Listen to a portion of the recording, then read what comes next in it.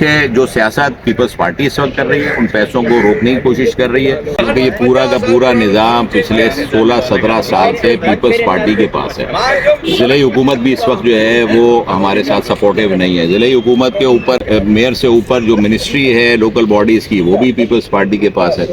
یہ کلینرز ہوتے ہیں بھائی، یہ کلینر ہو کے جوان ہوتا ہے تو وہ جو کہ ڈرائیور کی سیٹ سنبھال لیتا ہے، اس کے پاس کوئی تجربہ نہیں ہوتا اور وہ پھر شہریوں کے اوپر اس چیز کو چڑھا دیتا ہے ان گاڑی۔ السلام علیکم، میں ہوں شاہد حسین اور میرے ساتھ ایم کیو پاکستان کے ایم این اے احسان صابر ایڈوکیٹ صاحب موجود ہیں۔ آج ان سے بات کریں گے کراچی کے بنیادی حقوق کے معاملے پہ، اور آج ان سے یہ بھی بات ہوگی کہ ایم کیو کی اندرونی لڑائیاں پہلے سوشل میڈیا پہ، پھر اسی طرح مختلف ڈیجیٹل پلیٹ فارم پہ آتی ہے، اب میڈیا پر بھی ہر زبان زد عام ہو چکی ہے کہ ایم کیو کے اندر لڑائی اس حد تک بڑھ چکی ہے کہ ایک دوسرے کو رہنما نہ بات کرنے کو تیار ہے، نہ جو ہے ہاتھ ملانے کو تیار ہے، بلکہ ساتھ بیٹھنے کو بھی تیار نہیں ہے۔ تو ساری وجوہات کیا ہیں وہ ساری بات کریں گے۔ حسن بھائی، آپ کا بہت شکریہ، جب سے آپ ایم این اے بنے ہیں تو ہمیں آپ کم دستیاب ہوتے ہیں، تو اس لیے آج آپ سے ملاقات ہوئی تو ہم نے سوچا کہ آپ سے کچھ بنیادی معاملات پہ بات ہو جائے۔ اب چونکہ پہلے آپ سینئر وکیل ہیں سپریم کورٹ کے اور وکالت کرتے ہیں، تو ہم جو لیگل معاملات ہوتے تھے اس پہ آپ کو زحمت دیتے تھے۔ اب چونکہ آپ سیاست دان بھی ہیں، ایم این اے بھی ہیں، تو آپ کو ذمہ داری آپ کی مزید بڑھ گئی ہے، کیونکہ صورتحال یہ ہے کہ کراچی کے بنیادی مسائل جب بھی ہوتے تھے سب سے پہلے ایم کیو نظر آتی تھی، اور لوگوں میں آج بھی تاثر ہے، کسی کا پانی کا مسئلہ ہے، کسی کا روڈ کا مسئلہ ہے، یعنی کہ گھر کے باہر بھی کوئی پھٹی ہو جاتی تھی تو ایم کیو کا sector incharge, unit incharge, M N A, M P, ایون کے سینیٹر بھی آ جاتے تھے۔ اب ایم کیو ملتی نہیں ہے کہیں، کہاں ہوتی ہے ایم کیو؟ بسم اللہ الرحمن الرحیم۔ بہت شکریہ شاہد بھائی، آپ نے ایک بہت طویل عرصے کے بعد مجھے یہ دیا آپ نے موقع کہ میں آپ سے بات کروں۔ جو آپ کا سوال ہے نا، اس کے اندر میں آپ کو یہ بتاؤں کہ ایم کیو ایم آج بھی اس شہر میں رہنے والوں کے حقوق کے لیے اپنی جنگ لڑ رہی ہے۔ جو بات آپ نے کہی ہے کہ جن مسائل کی طرف آپ نے توجہ دلائی، ان تمام مسائل کو حل کرنے کے لیے ہمہ وقت تیار رہتی ہے۔ آپ کو میں زیادہ نہیں اپنے ہی حلقے کی بات کر دیتا ہوں کہ آپ میرے حلقے گلشن اقبال گلستان جو اور اسکیم 33 کی کچھ حصے کے اندر جہاں میری کانسٹیٹوئنسی ہے، آپ میرے دفتر اس وقت بھی جا سکتے ہیں، جہاں لوگوں کو ان کے مسائل کے حل کے لیے وہاں پر میری ٹیم موجود ہے۔ ہمارے جو ٹیم مجھے وہاں پر ٹاؤن جو ہے وہ اسسٹ کرتے ہیں، یو سیز اسسٹ کرتی ہیں، میرے جو وہاں کے میرے پاس جو سیکرٹری اور اسٹاف ہے، ہم ہر وقت وہاں پر لوگوں کی خدمت کے لیے اپنی تمام صلاحیتوں کو بروئے کار۔ ایسا نہیں ہے کہ ایم کیو ایم اس وقت جو ہے وہ لوگوں کے مسائل کی طرف توجہ نہیں دے رہی، بالکل توجہ دے رہا ہے، اور ہماری ہی کوششوں اور کاوشوں کے ذریعے جہاں پانی کا مسئلہ ہم جتنا حل کروا سکتے ہیں۔ دیکھیں، ہمیں وہ چیلنجز درپیش ہیں کیونکہ یہ پورا کا پورا نظام پچھلے 16-17 سال سے پیپلز پارٹی کے پاس ہے۔ ضلعی حکومت بھی اس وقت جو ہے وہ ہمارے ساتھ سپورٹیو نہیں ہے۔ ضلعی حکومت کے اوپر بھی ناظم جو میئر ہے کراچی کا، وہ بھی پیپلز پارٹی، اس سے میئر سے اوپر جو منسٹری ہے لوکل باڈیز کی وہ بھی پیپلز پارٹی کے پاس ہے۔ اور اس شہر میں رہنے والے تمام لوگ جانتے ہیں، ایون نہ صرف کراچی، پورے سندھ کے اندر اگر آپ دیکھیں گے تو جو ڈیلیورنس ہے پیپلز پارٹی کی وہ آیا ہے۔ پورے سندھ کے اندر کوئی شہر ڈیولپ نہیں ہوا، جو شہر ڈیولپ تھے وہ بھی خستہ حالی کا شکار ہو گئے۔ کراچی شہر، حیدرآباد شہر، سکھر شہر، یہ سب جو ہے وہ بہتری کی طرف گامزن ضرور تھے۔ وہ آج میں آپ کو بارہا اگر اس بات کے بارے میں یاد دلاؤں گا، 2005 سے لے کے 2010 تک کراچی پاکستان میں بہترین شہروں میں اور دنیا کے بہترین شہروں میں شمار ہوتا تھا۔ مصطفیٰ کمال بھائی کو جو ہے بیسٹ میئر کا ایوارڈ تک مل گیا تھا، اور یہ ایوارڈ کو پاکستان کی کسی لوکل تنظیم کی طرف سے نہیں، فوربس انٹرنیشنل کی طرف سے ملا تھا، جس کو چیلنج کر لیں، جا کے سرچ کر لیجئے گوگل کے اوپر کہ بھائی کیا کیا تھا مصطفیٰ بھائی کے دور میں، کیا کیا ہوا۔ تو آج بھی ہم وقت تیار رہتے ہیں۔ مصطفیٰ کمال بھائی کی جو خدمات ہیں ان خدمات کو ہم کیری فارورڈ کر رہے ہیں اور ان کو لے کے آگے چل رہے ہیں۔ نئے چہرے ہیں۔ مصطفیٰ کمال بھائی آج بھی اس میں ہمارے لیے مددگار ثابت ہوتے ہیں، ان کی جو ہدایات ہوتی ہیں اس کے تحت ہم اپنے حلقوں کے اندر کام کر رہے ہیں۔ آپ کو میں یہ عرض کرتا چلوں کہ اس وقت پورے پاکستان کے ایم این ایز کو 25 کروڑ روپے کی گرانٹ ملی ہے۔ 25 کروڑ روپے کی گرانٹ میں آپ ذرا سا چیک کیجئے گا کہ کیونکہ یہ کیبنٹ ڈویژن سے پاس ہونے تھے 25 کروڑ روپے کی گرانٹ پورے پاکستان میں، تو کیا صرف ایم کیو والوں نے ہی کام کرانا تھا؟ صرف ایم کیو والوں نے ہی جا کے جو ہے وہ اپنے پی سی 1 جمع کروائیں اور ان کی ہی اپروول ہوئی ہے.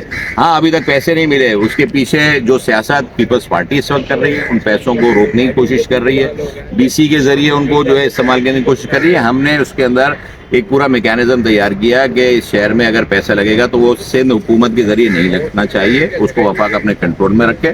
اس کے لیے ہم نے جو ہے وہ وفاق سے ہم نے درخواست کر کے Pakistan infrastructure development company limited کو یہ اکاؤنٹ ٹرانسفر کروائے ہیں, تاکہ اس کے اکاؤنٹ سے ایک شفافیت سامنے آئے. جتنی بھی ٹینڈرنگ ہوگی اس کے اندر وہ ای ٹینڈرنگ ہوگی, اور اس کے اندر بالکل شفافیت کے ساتھ اس شہر کے اندر وہ 25 کروڑ بھی لگیں گے, اور آئندہ آنے والے 1 ارب روپے کی جو گرانٹ ہوئی ہے وہ بھی انشاءاللہ تعالیٰ آپ کو نظر آئے. آپ نے 2005 سے 2010 کا تذکرہ کیا تو مصطفیٰ کمال صاحب میئر تھے, یقیناً ایم کیو ایم کافی مضبوط تھی. اس وقت لوگوں کا یہ تاثر ہے کہ سربراہ کوئی اور تھے, تبھی کراچی میں کام ہو رہے تھے. اب ایم کیو ایم کمپرومائز ہو چکی ہے, فارم 47 والی ایم کیو ایم ہے, اس لیے لوگ سمجھتے ہیں کہ اب ایم کیو ایم کو ہر کام میں یوز تو کیا جاتا ہے, لیکن ایم کیو ایم اپنے شہریوں کے لیے, اپنی عوام کے لیے, اپنے ووٹر سپورٹر کے لیے کوئی کام نہیں کر پا رہی. کیا یہ وجہ ہے یا کچھ اور حقیقت؟ شاہد بھائی پہلے تو آپ کے آخری والے سوال کا جواب دے دوں. 2 حصوں میں فارم 47 کے ذریعے ہی نوٹیفیکیشن جاری ہوتا, 45 کے ذریعے نہیں ہوتا. تو یہ خام خیالی ان لوگوں کو جنہوں نے یہ ٹرم ایجاد کرنے کی کوشش کی ان کو نکالنی چاہیے. 45 کے ذریعے نوٹیفیکیشن نہیں آتا, فارم 47 ہی ایک کمپائلڈ ریزلٹ ہے ان تمام 45 کا, اور 47 ہی نوٹیفیکیشن کا ذریعہ بنتا ہے. تو ہاں 47 کے ذریعے کیونکہ 47 ہی جینوئن تھا, جس کے اوپر بالکل قانون کے مطابق 47 ہی جینوئن ڈاکومنٹ ہے جس پہ RO صاحب دستخط کرتے ہیں. اور جتنے 45 ہیں ان کو پریزائڈنگ آفیسر, تو پریزائڈنگ آفیسر سے زیادہ بڑا جو RO ہوتا ہے, RO کا 47 ہے, اور 47 کی حکومت ہی ہو سکتی ہے, اور 45 کی حکومت نہیں ہوتی, فارم 47 کی ہوتی ہے. دوسری بات یہ ہے کہ جو آپ نے سوال کیا کہ 5 سے 10 تک کی جو ذمہ داری تھی, جو قیادت تھی کچھ اور تھی, اور آج کی کچھ اور ہے. آج بھی متحد اور متحرک ایم کیو ایم ہے. ایسا نہیں ہے کہ کوئی بھی ایسی چپکرش, کوئی بھی ایسی جو تضاد آ جائے, یا کوئی بھی باتوں کے اندر کوئی انڈرسٹینڈنگ ڈیولپ نہ ہو تو اس سے کوئی ڈفرینسز پیدا ہوتے ہیں. دیکھیں ایک گھر کے اندر اگر کوئی 2 بھائی بھی اگر آپس میں بات کرتے ہیں تو اس کا شور ہو سکتا ہے کہ باہر والوں کو ایسا لگتا ہے وہ لڑائی ہو رہی ہے. لڑائی کوئی نہیں, آپس میں ڈسکشن ہوتی ہے. ڈسکشن بعض دفعہ تھوڑی لاؤڈ ہو جاتی ہے, اور ایسا کوئی نہیں ہے چکر. یا سوشل میڈیا کے ذریعے, اخبارات کے ذریعے اگر کوئی نیوز اگر لگ جاتی ہے, دوسری پارٹیوں میں بھی اس طرح کے ڈفرینسز ہوتے ہیں آپس میں. وہ ڈفرینسز آج کیا PTI میں نہیں ہے, کیا پیپلز پارٹی میں نہیں ہے, وہاں بھی دھڑے بندی اور گروپ بندی ہوتی ہے. ہمارے پاس دھڑے بندی اور گروپ بندی نہیں ہے. مصطفیٰ کمال بھائی نے پوری کی پوری پارٹی PSP کو مرج کیا, اور صدقے دل سے مرج کیا ایم کیو ایم کے اندر. تمام کارکنوں کو, تمام ذمہ داروں, عہدیداروں کو یہ بات کہہ کے مرج کیا کہ آج سے ہم ایم کیو ایم کا حصہ, اور ہم صدقے دل سے ایم کیو ایم کا حصہ, اور ایم کیو ایم بھی ہمارے ساتھ, اور ہم ان کے ساتھ ایک ساتھ مل کے کام کر رہے ہیں. تو کوئی ایسا قیادت کا مسئلہ نہیں ہے. سر وہ لوگ اصل میں یہ کہہ رہے ہیں جی, انیس قیوم خانی صاحب یا مصطفیٰ کمال صاحب تو انہوں نے صدقے دل سے, جیسے آپ فرما رہے ہیں, ایم کیو ایم میں گئے, لیکن ایم کیو ایم والے لوگ ان کو قبول نہیں کر رہے. اس وجہ سے ان کے خلاف احتجاج بھی ہوتے ہیں. یعنی کہ اب تو تاثر یہ بھی ہے کہ متحدہ مرکز حیدرآباد پہ یہ تاثر بھی ہوتا ہے کہ فلاں کے لیے کام کر رہا ہے, فلاں لندن کے لیے کر رہا ہے, فلاں کسی ایجنسی کے لیے کر رہا ہے. آپس میں ایک دوسرے کے اوپر اعتبار نہیں کیا جاتا. یہ باقی بات صحیح ہے یا سر جھوٹ ہے؟ نہیں, ایسا کچھ بھی نہیں ہے. ایک حکمت عملی کے تحت ہی کام کرتے ہیں, ایک آرڈر کے تحت ہی کام کرتے ہیں. جو ہمیں گائیڈنس اور گائیڈ لائن پرووائڈ کی جاتی ہے سب اس کے تابع ہے. اگر کوئی اوپر نیچے کوئی کرے گا تو وہ انڈیویجول کیپیسٹی میں کرتا ہے, اور اس کے خلاف پارٹی کارروائی کرتی ہے. تو احتجاج جو ہو رہا ہے, ٹی وی پہ خبریں چل رہی ہیں, وہ غلط ہے. کیونکہ پہلے اگر احتجاج بھی ہوتے تھے یا کسی سے کوئی MNA MP سینیٹر سے کوئی ناراضگی بھی ہوتی تھی تو وہ میڈیا پہ نہیں آتی تھی, کیونکہ یہ واحد منظم جماعت تھی. لیکن اب میڈیا پہ آنا شروع ہو گیا. شاید بھائی آپ سوچیں نا کہ اس وقت آپ میڈیا میں, آپ کو بھی پتہ ہے کہ کیوں نہیں آتی تھی. آج اگر آ رہی ہے تو اس میں کوئی نئی چیز نہیں ہے. اس وقت بھی ہوتا تھا, 2012 میں بھی ہوا تھا. آپس میں اگر کسی کی کوئی ناراضگی تھی تو اس نے اس کو جو ہے ہائی لائٹ کیا تھا. یہ دیکھیں, یہ تو ایک جمہوری پارٹی ہے, یہ عوامی پارٹی ہے, یہ متوسط طبقے کی جماعت ہے. یہ وڈیروں کی جماعت ہے ہی نہیں کہ جس کے اندر جس کے پاس طاقت زیادہ ہوگی, جس کے پاس پیسہ زیادہ ہوگا اس کی حکمرانی ہوگی. نہیں, یہاں تو دیکھیں ہر ایک کے پاس وہ اختیار ہے. ہمارا UC کا کارکن بھی وہ بات کر سکتا ہے, اپنے چیئرمین سے بات کر سکتا ہے.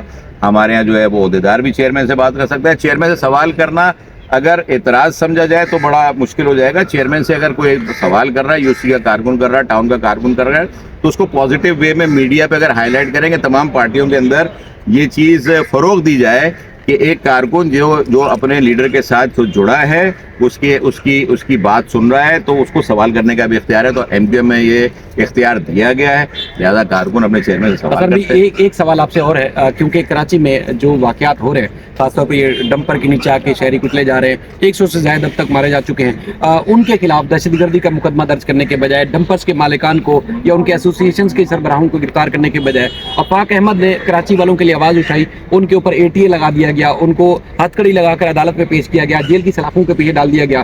ایم کیو ایم نے نہ اس معاملے میں آواز بلند کی اور نہ آفاق احمد کا ساتھ دیا. آپ وکیل ہیں, آپ جا بھی سکتے تھے, سپورٹ بھی کر سکتے تھے, تو یہ کیا ماجرا ہے؟ مطلب شہریوں کے حقوق کے لیے کوئی آواز اٹھائے گا تو اس کو اٹھا لیا جائے گا, اور اگر کمپرومائز کر کے چلتے رہیں تو پھر آپ سب کر سکتے ہیں. بالکل شاہد بھائی, آپ کی بات درست ہے کہ یہاں پر آواز اٹھانے کا مطلب ہے کہ آپ نے جیسے وقت کے فرعون کو للکار دیا ہو. اس سندھ حکومت تو وقت کا فرعون بن چکی ہے, مطلب کوئی احساس نہیں ہے ان کو کہ پچھلے 1.5 مہینے کے عرصے کے اندر 90 سے زیادہ لوگ اپنی جانیں گنوا بیٹھے ہیں. اس میں عورتیں, بچے, مرد, بوڑھے, جوان سب ہیں. جس کے گھر سے لاش اٹھتی ہے اس گھر میں سندھ حکومت کا کوئی نمائندہ نہیں گیا, ان سے جا کے کوئی داد رسی کوشش نہیں کی ہے. یہ جتنا ٹریفک کا نظام درم برم ہے, جس طرح کا روڈ انفراسٹرکچر کا نظام درم برم ہے, دن کے اوقات کے اندر ہیوی ٹریفک کو جو شہر کے اندر داخلے کی اجازت دی گئی ہے, یہ نظام کو اس شہر کے ساتھ ایک دوگلا پن دکھایا جاتا ہے. اس شہر کے ساتھ جو کچھ پچھلے 15-16 سال میں اس پیپلز پارٹی کی حکومت نے کیا ہے وہ آج تک کسی نے نہیں کیا تھا. یہ تو پیپلز پارٹی سے سوال بنتا ہے کہ کیا وہ کراچی شہر کو فتح کرنے کے لیے یہاں بیٹھے ہوئے ہیں, کراچی کے شہریوں کو فتح کرنے کے لیے نہیں بیٹھے ہوئے.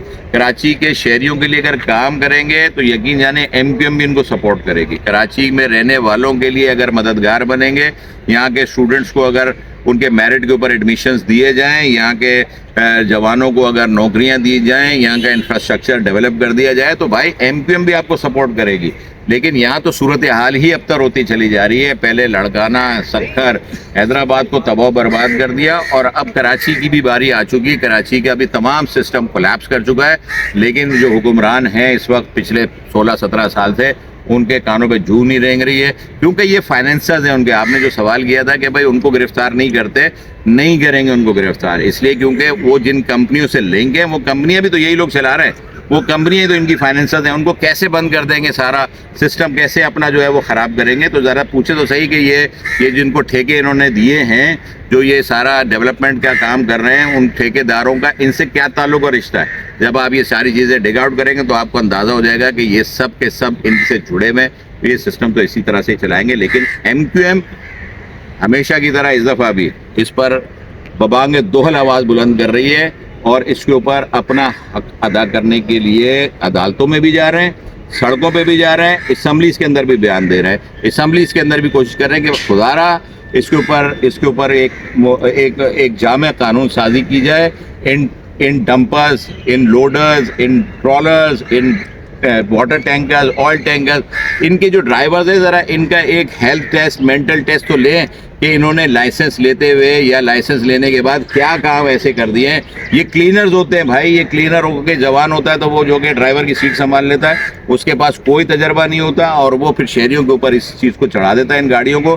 آپ نے کبھی نہیں دیکھا ہوگا کہ ٹریفک پولیس کے اہلکار جو ہے وہ ان گاڑیوں کو, ہیوی لوڈرز کو روک کر ان کی کوئی ڈاکومنٹ چیک کر رہا ہوں, کسی کے پاس ڈاکومنٹ نہیں ملے گا. آپ میڈیا جو ہے وہ ان کو روک کے ذرا چیک کر کے دیکھ لیں, ان کے پاس ڈاکومنٹ نہیں ملے گا. لیکن کہاں روکا, کس کو روکا جاتا ہے؟ غریب شہریوں کو, موٹر سائیکل سواروں کو, ان کو روک کر ان کو چلان کیا جاتا ہے, ان کی موٹر سائیکلوں کو بند کیا جاتا ہے, ان کو پریشان کیا جاتا ہے, چاہے وہ فیملی کے ساتھ بیٹھے ہوں. لیکن کبھی آپ نے کسی سڑک کے اوپر نہیں دیکھا ہوگا کہ ہیوی مشینری اور لوڈرز کو اور ڈمپرز کو روک کر کسی کی تلاشی دی جا رہی ہے. آپ کا بہت شکریہ, آپ اپنی رائے کا اظہار ضرور کیجیے گا. اللہ حافظ.